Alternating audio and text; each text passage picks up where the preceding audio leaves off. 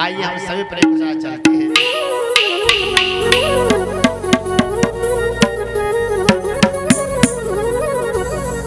ओ मेरी छोड़ो ना भैया और अवध सैया मेरी।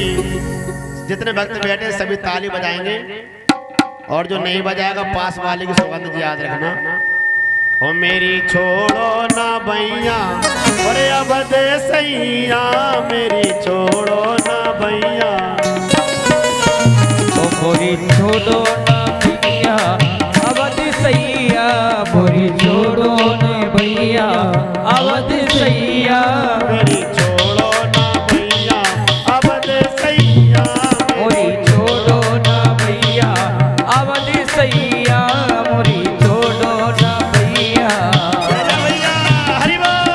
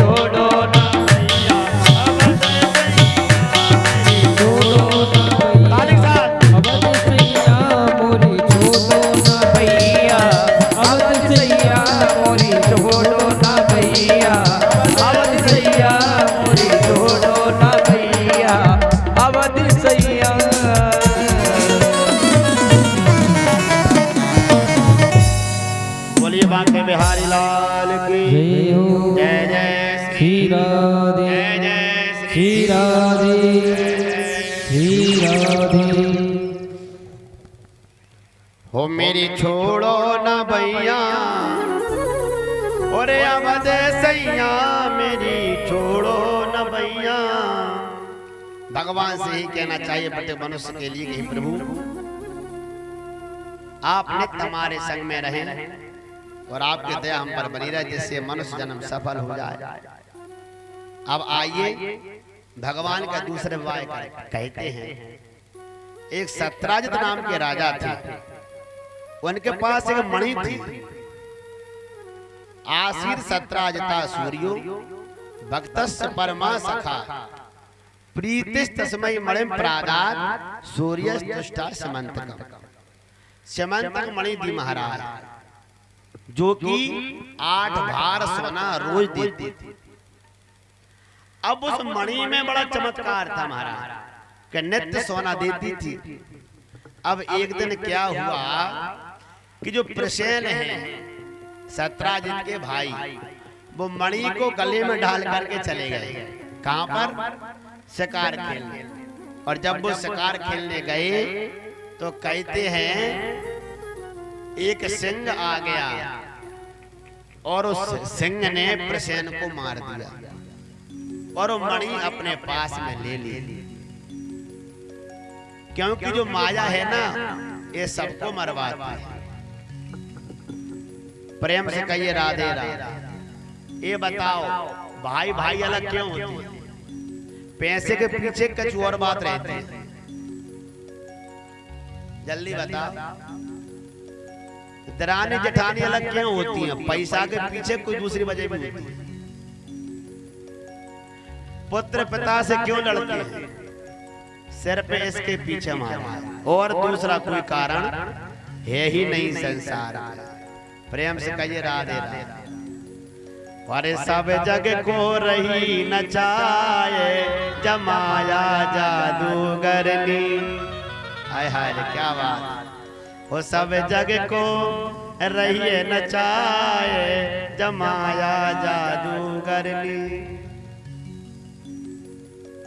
कोई जाको पार न पावे सब जग को नाच नचावे। कोई जाको पार न पावे सब जग को नाच नचावे। और दुख में सुख को दर्शाए जमाया जादूगरनी। सब जग को रहिए नचाए जमाया जादूगरनी। प्रेम से कहिए राधे राधे। माया शब्द का अर्थ क्या है? लोग कहते हैं भगवान की माया में फंसे हैं। माया कहते किसे हैं?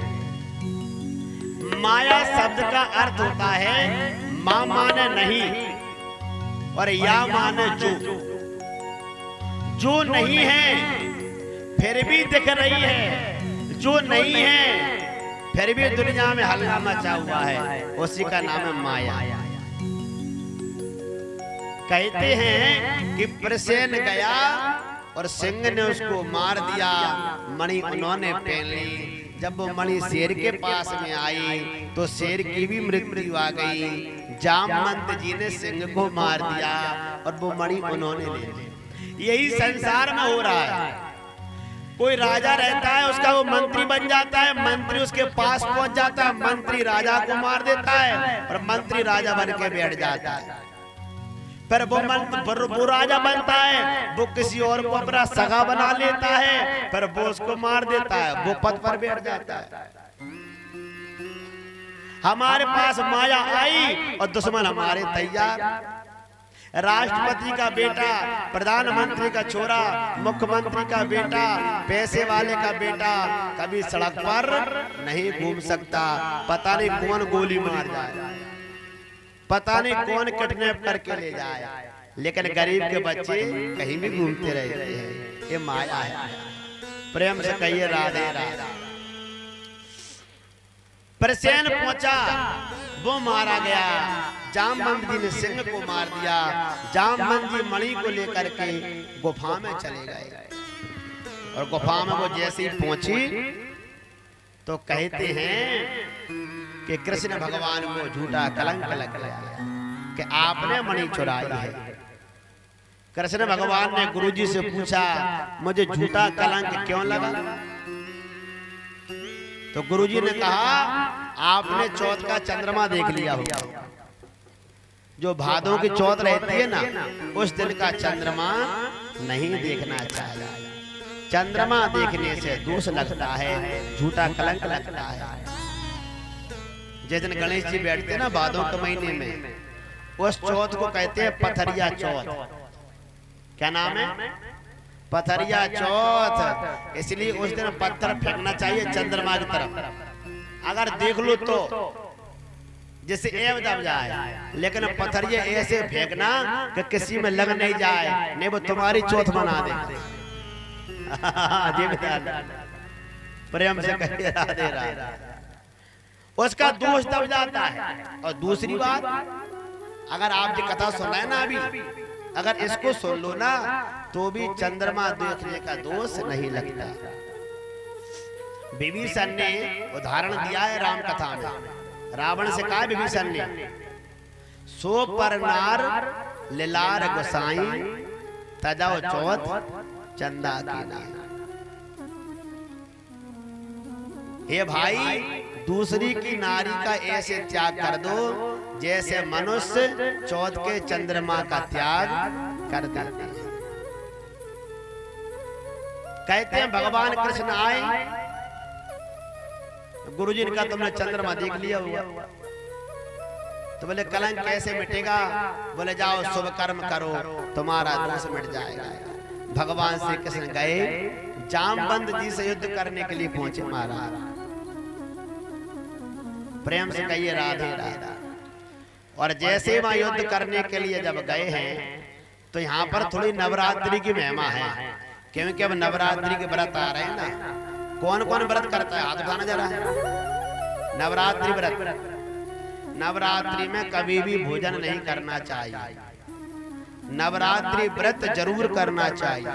ध्यान रखो, अगर शरीर को सुखी रखना है तो नवरात्रि व्रत हमेशा करो।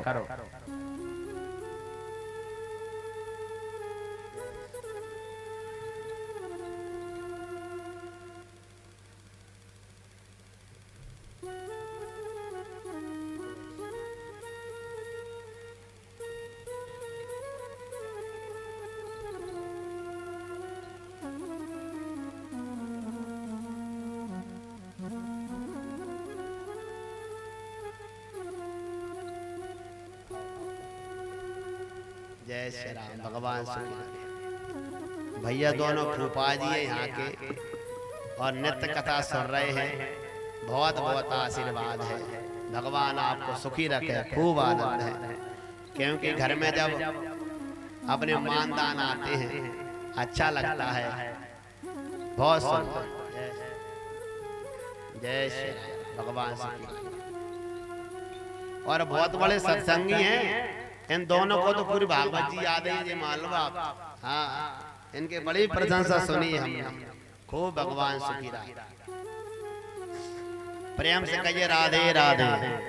जोर से बोल दो, एक बार और बोल दो राधे।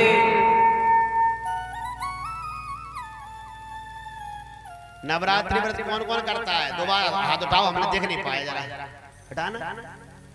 अच्छा, 1 2 8 9 14, ठीक कर लो नीचे। नवरात्रि व्रत हमेशा करो। अरे हमारे मुख्य जजमान नहीं करते नीला लाठौर जी, आपके लिए मैं ताली बजा देता हूं। प्रेम से कहिए राधे राधे। नवरात्रि व्रत जरूर करो। अगर तुमको शक्ति प्राप्त करनी है तो नवरात्रि में 5 बजे के बाद नहीं सोना चाहिए। जल्दी जाओ और ओम एम ह्रीम क्लीम चामुंडाय बिच्चे इस मंत्र का जाप करना चाहिए।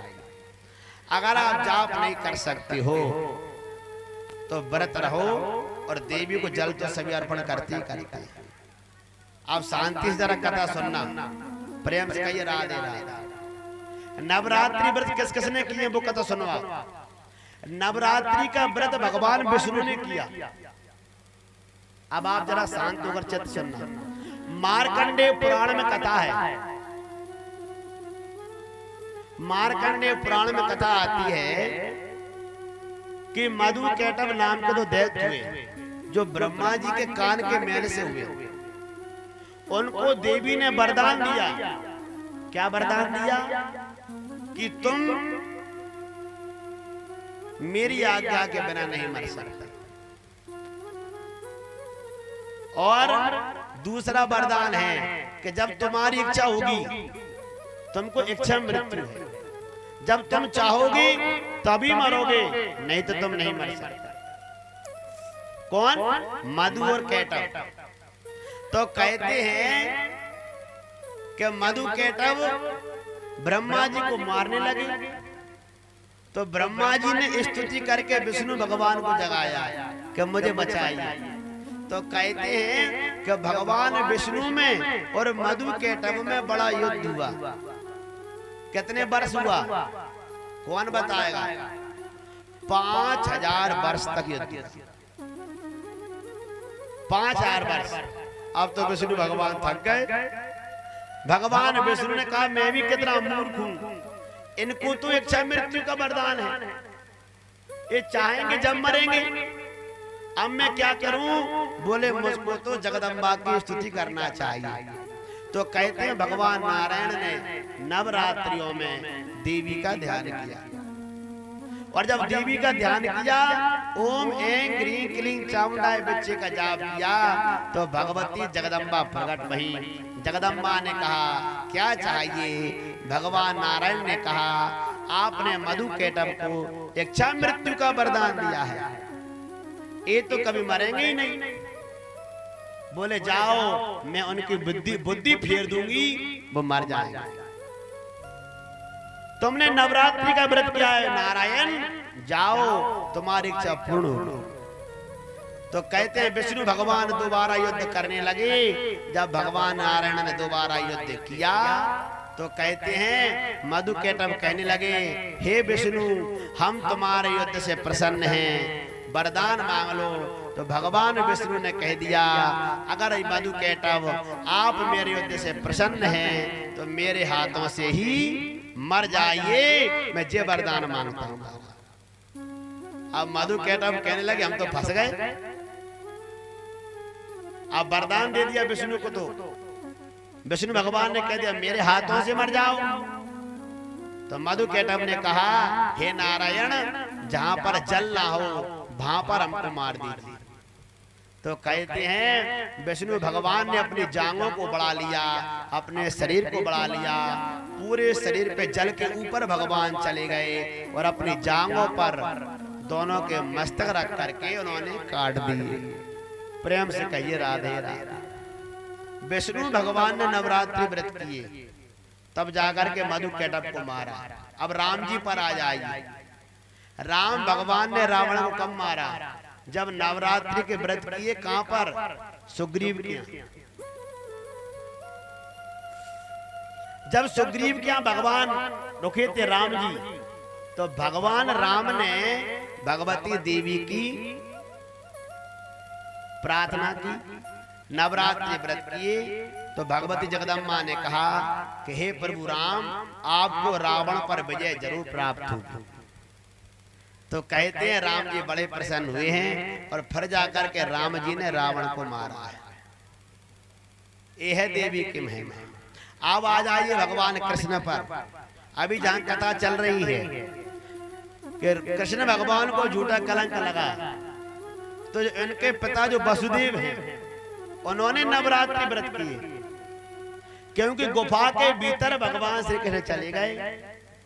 तो अपने गुरुजी को बुला करके नवरात्रि व्रत का अनुष्ठान किया।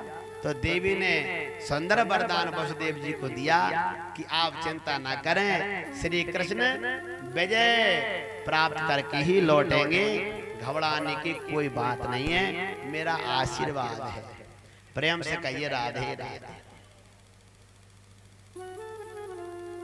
तो वसुदेव जी ने नवरात्रि व्रत किए। अगर समय आए तो कभी देवी भागवत सुनना। देवी भागवत में समस्त देवी की ही चर्चा है। और आप ये मत सोचना कि देवी कोई मूर्ति में रहती है, समझ रहे हैं बात के लिए। देवी को कहते हैं शक्ति, और शक्ति हम सबके भीतर विराजमान है। जब मनुष्य की आंखें चली जाती है तो लोग कहते हैं देखने की शक्ति चली गई। जब व्यक्ति गूंगा हो जाता है तो बोलने की शक्ति चली गई। जब व्यक्ति बहरा हो जाता है तो सुनने की शक्ति चली गई। शक्ति माने जो हम जी रहे हैं वही शक्ति है, उसी को देवी कहा जाता है। प्रेम से कहिए राधे राधे। यही देवी उपासना है, जो शक्ति है जो सबके भीतर बह रही है, उसी शक्ति की हम उपासना करते हैं, तब जाकर के हमको दिव्य शक्तियां प्राप्त होती हैं।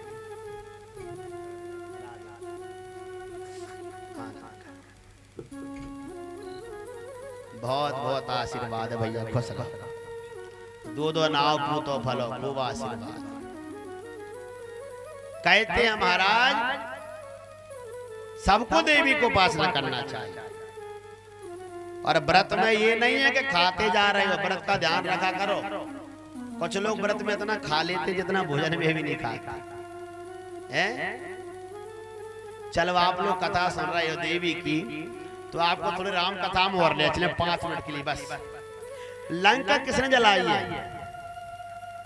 लोग कहते हनुमान जी ने जलाई है, हम कहते हनुमान जी नहीं जलाई। तो बोले हनुमान जी की पूंछ ने लंका जलाई। किसने? हनुमान जी की पूंछ ने। और हनुमान जी की पूंछ कौन है? ये स्वयं पार्वती मैया है। अब आप कहोगे पार्वती ने लंका क्यों जलाई? तो वो कथा सुनवा। पार्वती ने शिवजी से कहा, हे भोलेनाथ मुझे जरा एक महल बना है। कहाँ पहाड़ पे रहते हैं, पर्वत पे, एक बढ़िया अच्छा महल बनाओ। तो शिवजी ने कहा कि हमारे भाग में महल नहीं है। लेकिन पार्वती नहीं मानी, तो शंकर भगवान ने सोने की लंका बनवा दी। जब उसका उद्घाटन कर रहे थे तो पूजन के लिए रावण के दादाजी को बुलाए, पुलस्त मुनि। तो रावण भी उनके संग में आया, छोटा बच्चा। जब उद्घाटन करने लगे, शिव और पार्वती जब पूजन कर रहे थे, तो रावण की नियत बिगड़ गई। और रावण कहता है कहीं जे लंका अपन को मिल जाए तो आनंद आ जाए, अपन को मिलना चाहिए। तो कहते हैं रावण जोर जोर से रोने लगा। जब रावण रोया तो शिवजी समझ गए कि अब रावण गड़बड़ करने वाला है। तो पार्वती जी पूजा करा रही थी, तो पार्वती कहती है भोलेनाथ। बोले हाँ। बोले बच्चा रो रहा है, इसको मनाया हूं। बोले नहीं नहीं नहीं, रोने दो, अभी मत जाओ, पहले गृह प्रवेश हो जाए तब जाना। पार्वती बैठ गई, फिर रावण जोर से रोया। पार्वती को बड़ा बुरा लगा, भोलेनाथ मैं तो जाऊंगी और इस बच्चे को चुप करके आऊंगी तभी गृह प्रवेश करेंगे। शिवजी ने कही अब तो गड़बड़ पक्के में ही होना है। पार्वती पहुंची रावण के पास। क्यों रोता है बेटा, क्या चाहिए? बोले मैं ऐसे नहीं मांगूंगा, मुझे क्या चाहिए? पहले आप मेरी कसम खाओ कि जो मांगूंगा वो दोगी। तो पार्वती जी ने सिर पर हाथ रख दिया। बोले बेटा तेरी कसम, जो तू मांगेगा वो ही देंगे। तो रावण ने देर नहीं की और तुरंत कह दिया पार्वती मैया आप कभी झूठी सौगंध नहीं खा सकती, इसलिए मैं आपसे कह रहा हूँ कि जो आपने लंका बनाई है ये मुझको दे दीजिए महाराज। हाँ, इसको आप मुझको ही दे दो। सो तो पार्वती माँ ने कहा धोखा हो गया, धोखा हो गया। जीवन में एक तो घर बनवाया, पहली बार भोलेनाथ से कही, मुश्किल से कितनी सज सजा के अपन नहीं बनाते, कितने घर बनाते हैं। यहाँ लाइट होना चाहिए या फर्नीचर होना चाहिए या टाइल्स होना चाहिए या ग्रेनाइट होना चाहिए। पार्वती ने भीतर जाकर के कहा भोलेनाथ गड़बड़ हो गई। बोले क्या हो गया? बोले रावण ने छल करके मुझसे लंका मांग ली। तो पार्वती मैंने आपसे कहा था कि अभी आप मत जाइए, गृह प्रवेश करने के बाद चली जा।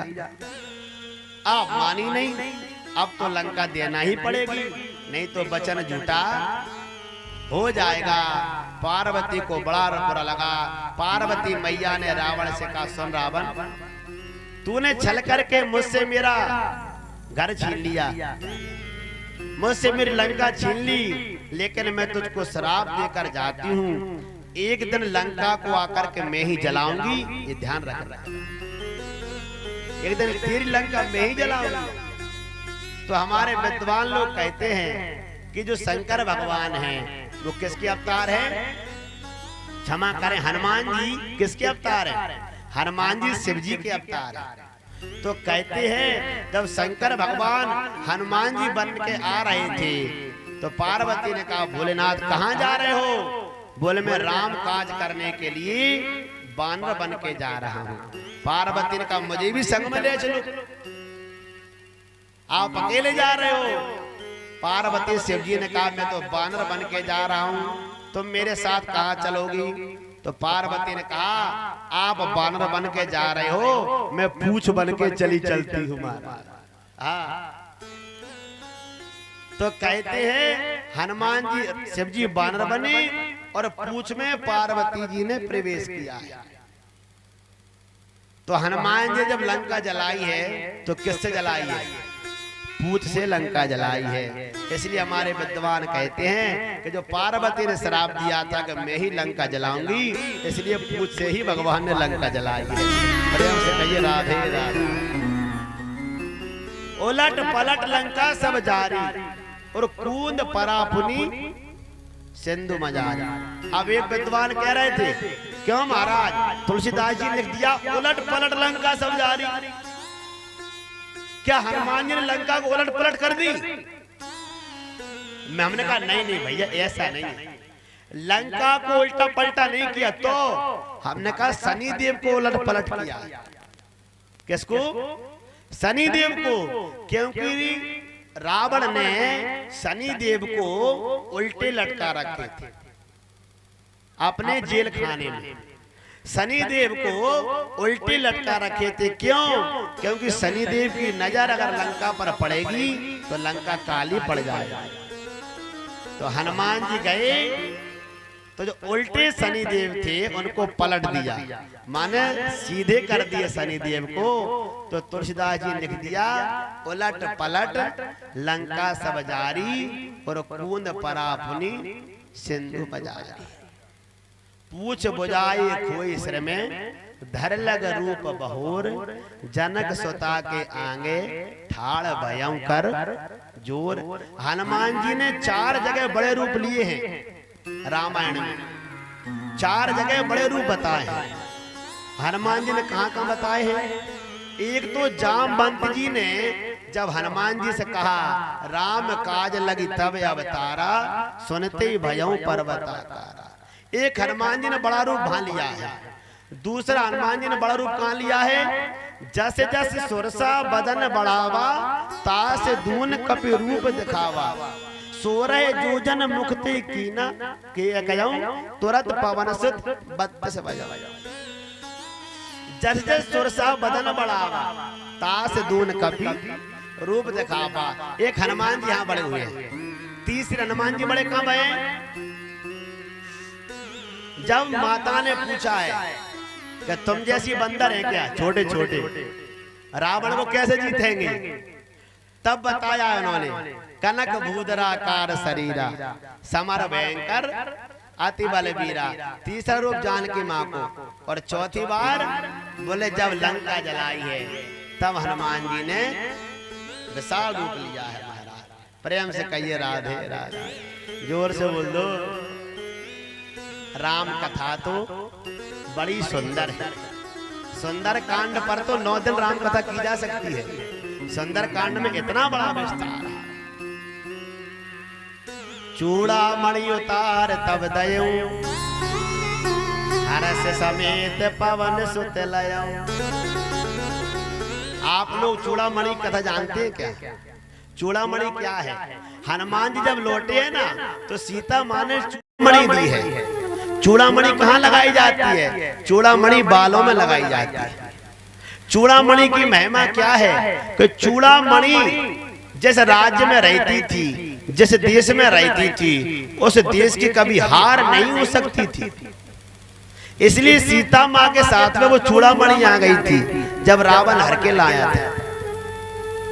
तो सीता माँ ने मन में विचार किया, अगर चूड़ामणि यहाँ रहेगी और मैं लंका में हूं तो राम जी कभी भी रावण को जीत ही नहीं सकते। इसलिए सीता माँ ने हनुमान जी के लिए चूड़ामणि दी है। चूड़ामणि जो है समुद्र से उत्पन्न हुई थी और इंद्र ने ये चूड़ामणि दशरथ जी को दी थी। इंद्र ने चूड़ामणि दशरथ जी को दी थी। दशरथ जी ने चूड़ामणि सीता जी को दी थी और सीता जी के पास ये चूड़ामणि रहते थे। इसलिए अयोध्या को कोई हरा नहीं पाता था, क्योंकि दशरथ जी के पास में वो चूड़ामणि हमेशा रहती थी। तो सीता जी ने मन में विचार किया कि चूड़ामणि दे दो, नहीं तो दुष्ट रावण हारेगा ही नहीं। प्रेम से कहिए राधे राधे। ऐसी कथा आती है मनमुद्री की। राम जी ने क्या दी हनुमान जी को? मुद्रिका। प्रभु मुद्रिका मील मुख माही, जलधि लांग गए अचरज नाही। तब देखी मुद्रिका मनोहर, राम नाम अंकित अति सुंदर। चकित चितम मुद्री पहचानी, हरस विषाद हृदय अकुलानी। जीत को सके अजय रघुराई, माया से अत रच नहीं जाई। अब विद्वान कहते हैं कि ऐसा उसमें क्या था कि माया से अत रच नहीं जाई।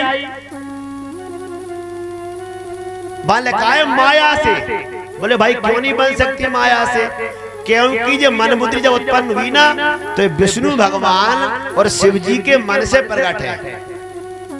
शिव जी ने और भगवान नारायण ने मिलकर के इसको प्रकट किया था, इसलिए इसका नाम है मनमुद्री। प्रेम से कहिए राधे राधे, जोर से बोल दो। तो उलट पलट लंका सब जारी, कूंद परापुन सिंधु बजारी। थोड़ी राम कथा की चर्चा इसलिए कर दी कि आज विश्राम दिवस है।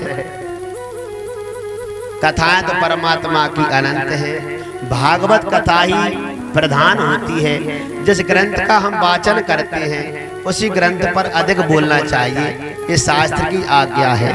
लेकिन आप सबके ज्ञान के लिए थोड़ा बोल देते हैं। प्रेम से कहिए राधे राधे। तो नवरात्रि का व्रत करो।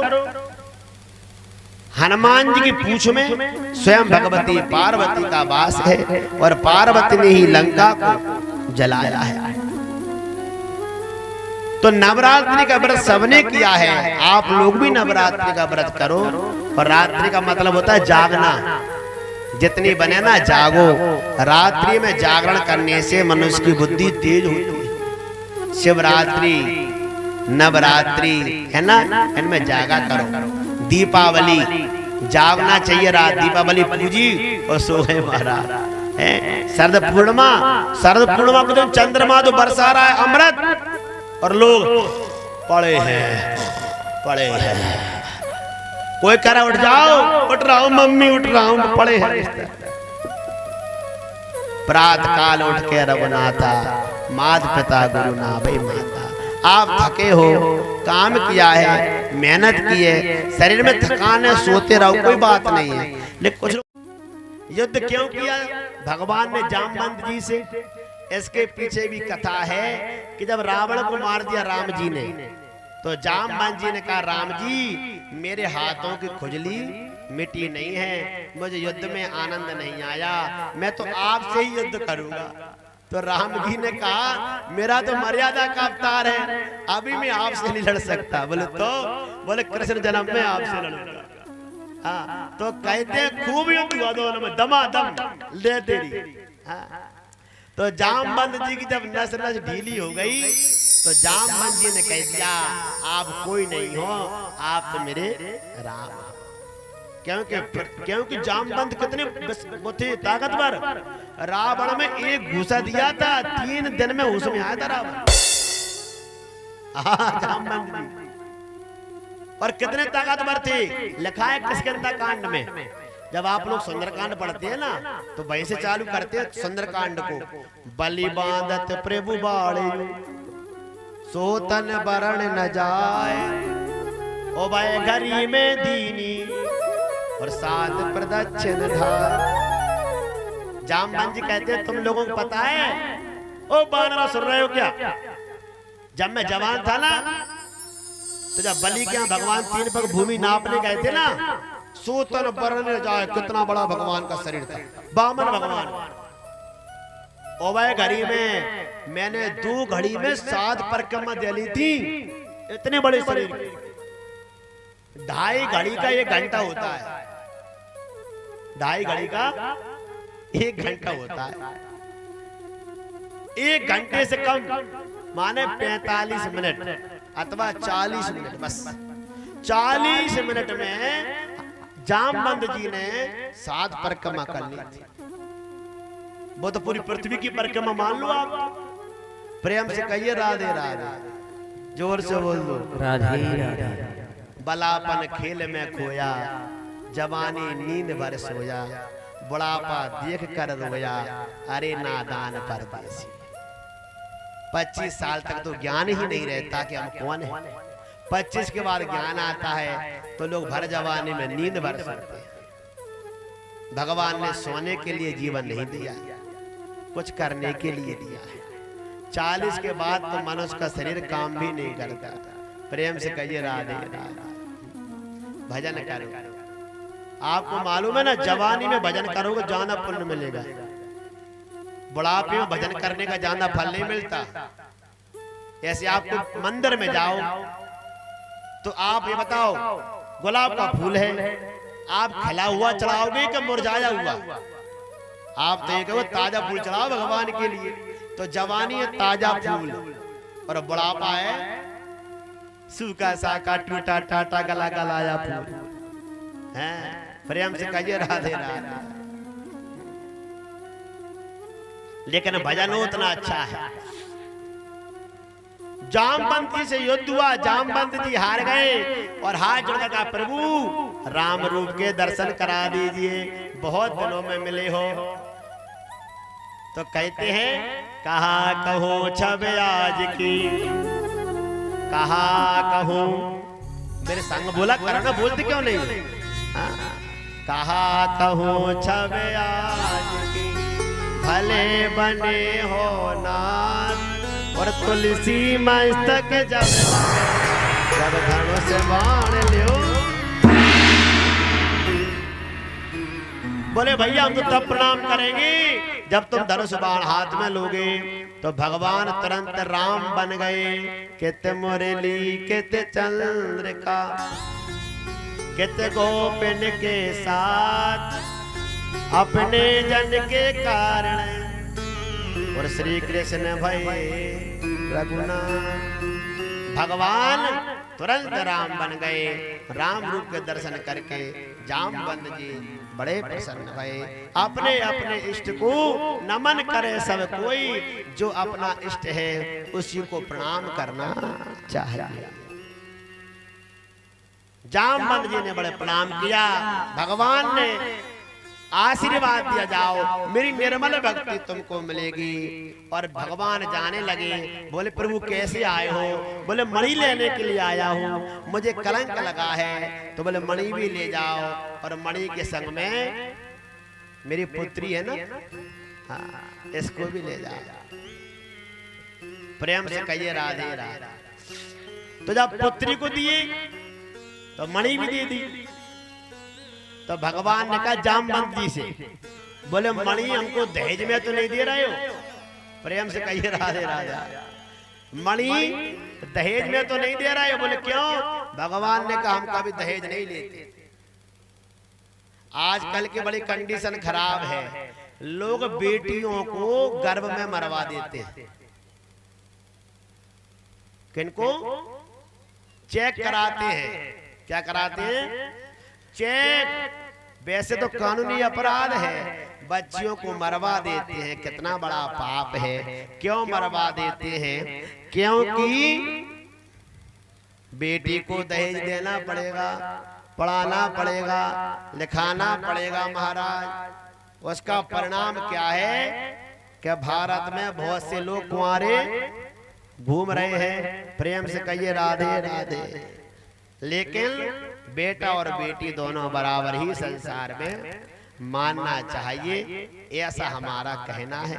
ज्यादा इस पर बोलेंगे नहीं, क्योंकि ये भागवत का विषय है। भगवान जो श्री कृष्ण हैं मणि लेकर के महाराज जामवती को लेकर के गए हैं और ले जा करके जामवती को ले गए हैं, विवाह किया है।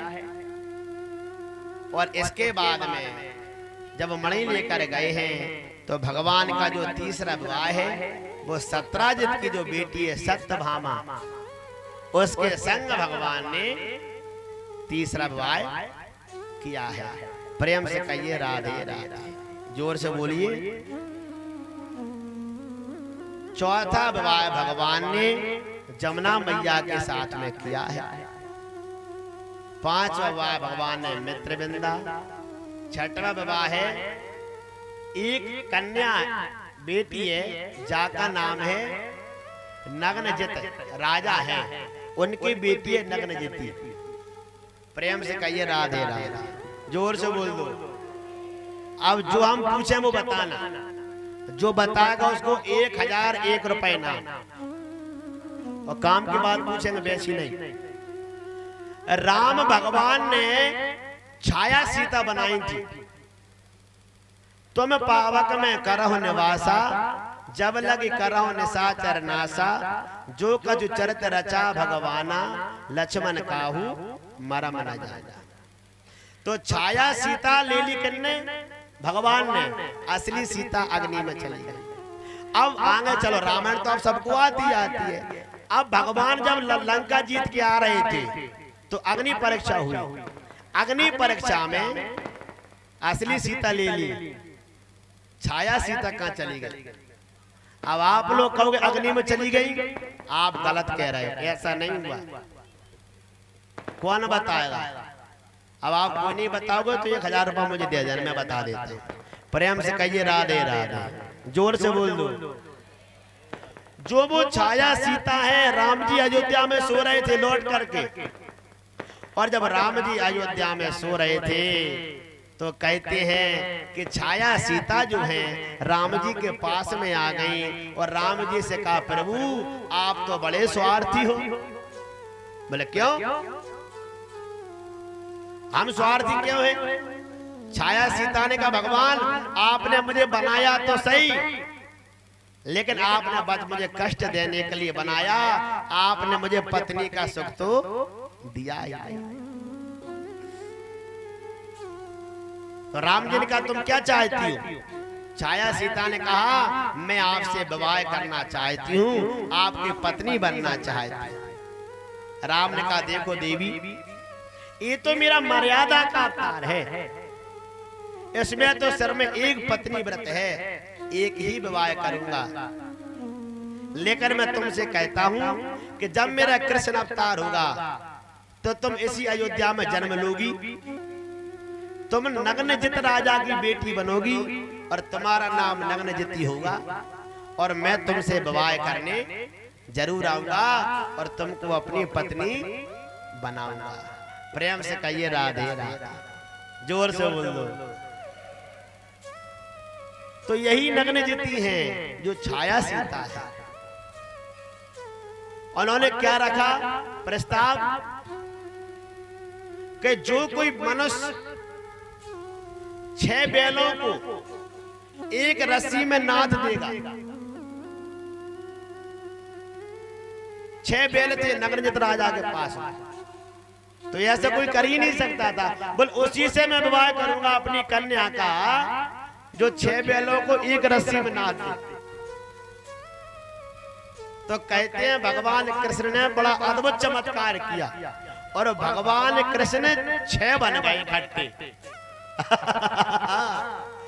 एक कृष्ण से दूसरे कृष्ण को रस्सी दी, दूसरे कृष्ण भगवान के स्वरूप ने तीसरे को, तीसरे कृष्ण भगवान ने चौथे को, और एक ही रस्सी में महाराज उनको नाथ दिया।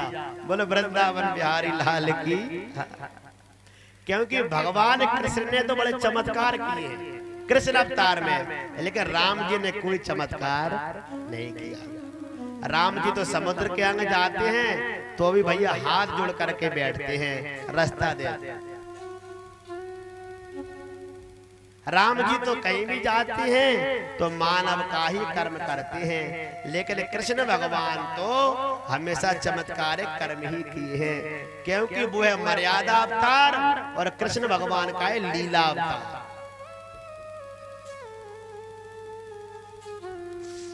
शादी में गंगा जी क्यों लाई जाती है, गंगा जी का पूजन विवाह में क्यों होता है, घूरी की पूजा क्यों होती है, द्वार पर तोरण क्यों बांधे जाते हैं, ये सब कथा में आपको अब कभी और भागवत होगी तब सुना दूंगा, क्योंकि कथाएं तो बहुत हैं, कहां तक आप श्रवण कराएं।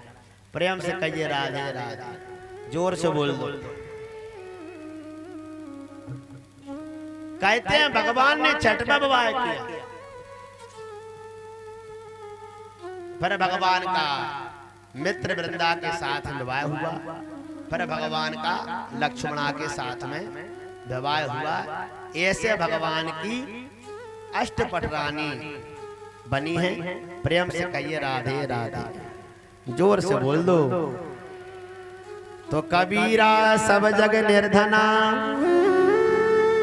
धन बनता नहीं कोई, और धनवंता सोई जानिए, जाके राम नाम धन हो। बोले किसी ने पूछा कि धनवान किसे कहते हैं, तो कहते हैं कबीरा सब जग निर्धना। बोले सब निर्धन है। बोले धनवान कौन है, बोले धनवंता सोई जानिए, जाके राम नाम धन होए, जिसके भगवान के नाम की पूंजी है वो सबसे बड़ा दुनिया में धनवान। बाकी तो जोड़ते चलो, कुछ बहू को दे जाना, कुछ बेटों को दे जाना, कुछ तुम्हारे और मन हो मैं तो इसको नहीं इसको दूंगी, उसको दे जाना, तुमको तो देना ही देना बस।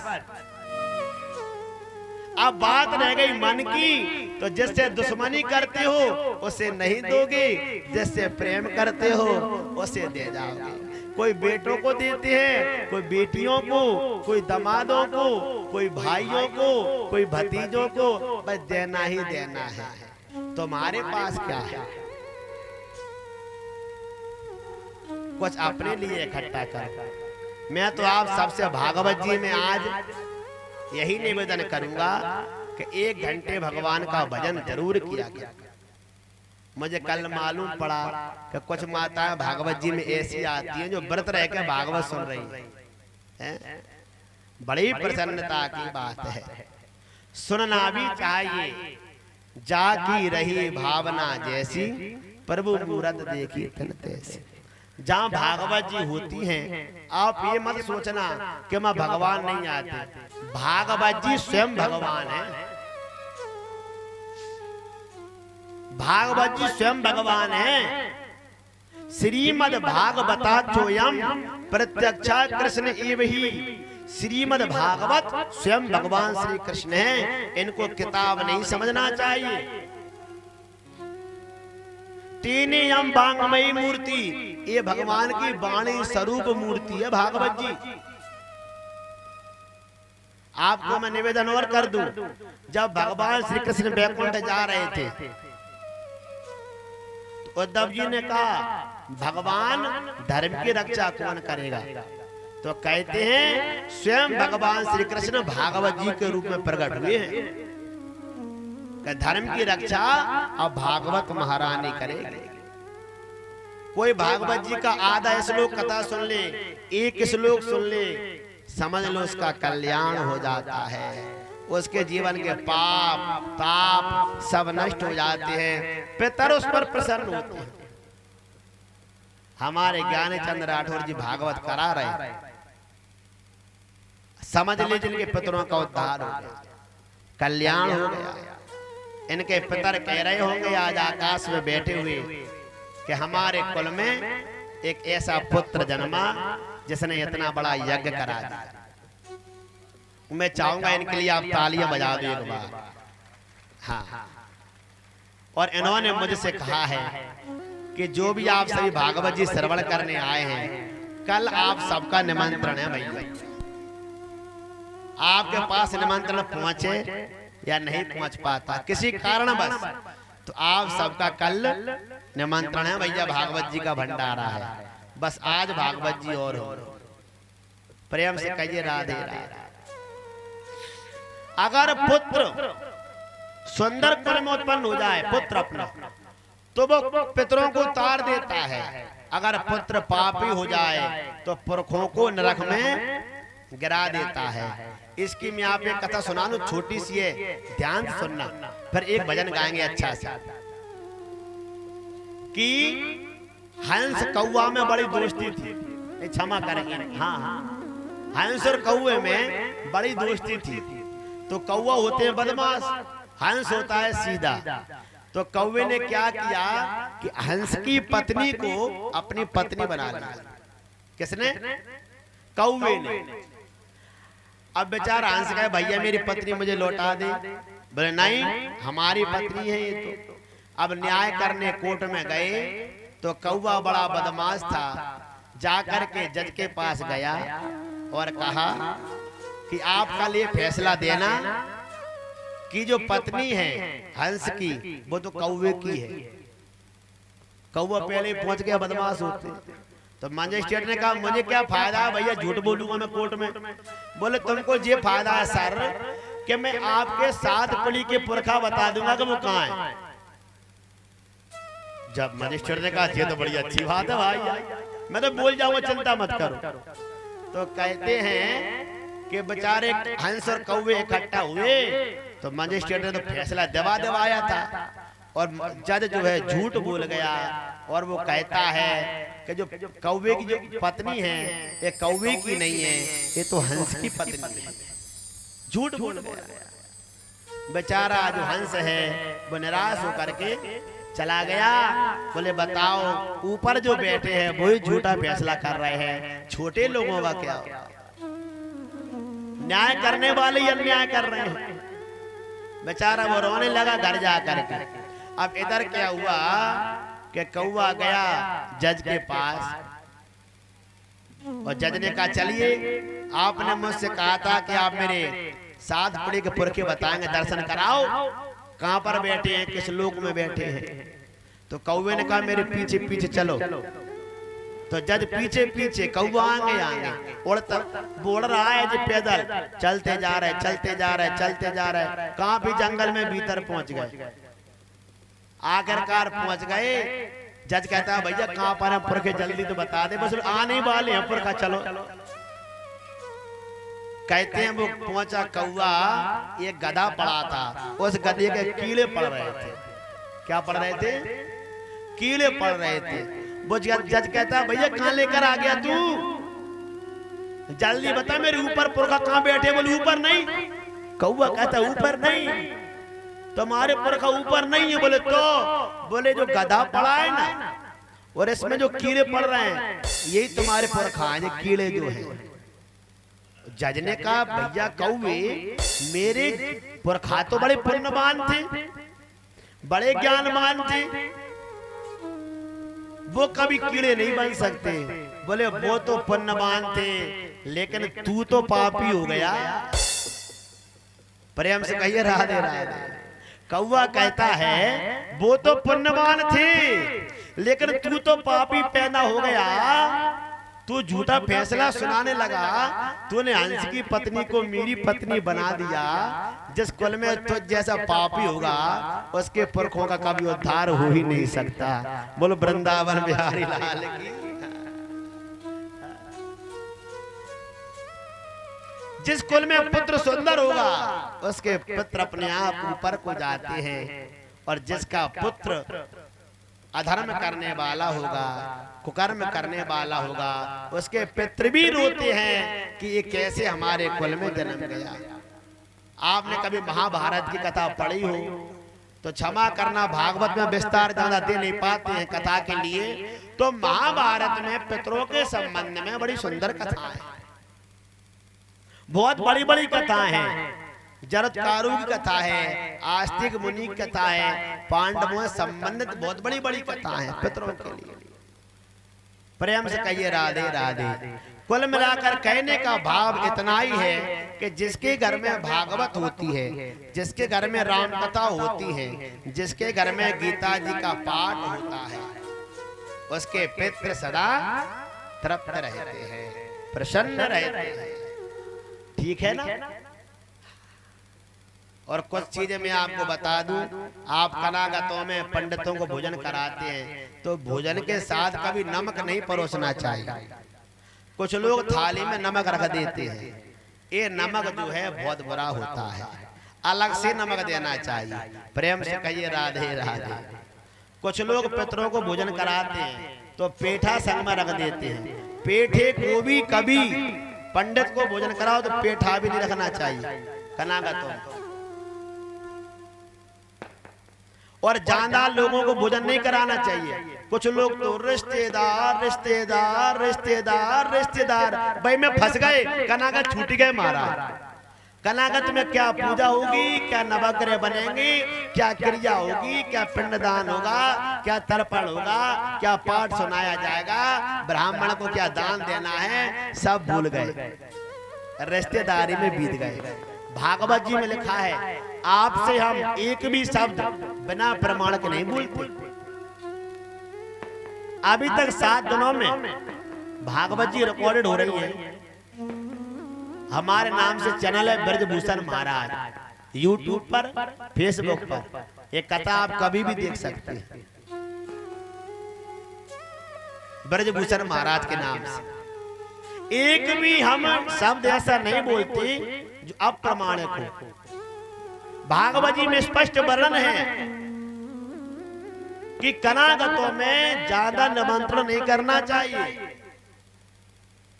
आपकी श्रद्धा कर दो, मने भी नहीं है आपसे, लेकिन ब्राह्मण के लिए वस्त्र दान, अन्नदान, दक्षिणा कम नहीं। भगवान ने अगर आपको अधिक दिया तो अधिक दो, कम दिया तो भले 1 टन ना दे दो, लेकिन अगर आपके पास है तो ब्राह्मण को अधिक से अधिक दान उसमें देना चाहिए। भले 1 ब्राह्मण को भोजन कराओ, 20 ब्राह्मणों को भोजन कराने की आवश्यकता नहीं। अगर आप घर बुला करके नहीं करा सकते तो भोजन की सामग्री दे करके आना चाहिए, लेकिन थोड़ा करो पर अच्छा करना चाहिए। प्रेम से कहिए राधे राधे। हमारे जनेऊ में 3 धागा होते हैं, देवरन, ऋषिरन, पितरन। इसलिए 3 धागा का जनेऊ पहना जाता है। ऋषिरन चुकाओगे वेद अध्ययन करके, देवरन चुकाओगे यज्ञ करके, और पितरन चुकता है संतान उत्पत्ति करके, पितरों का पूजन करके, तीर्थ यात्रा करके। प्रेम से कहिए राधे राधे। जोर से बोल दीजिए राधे। अब आइए सुंदर भगवान का भजन गाते हैं, पर धीरे धीरे सुदामा चरित्र की ओर बढ़ेंगे और अंत में तो पूरी भागवत जी कही जाती है। तो आज जो कथा सुनते हैं उनको तो संपूर्ण भागवत सुनने का फल प्राप्त होता है। तो आइए हम सभी प्रेम के साथ चलते हैं भजन।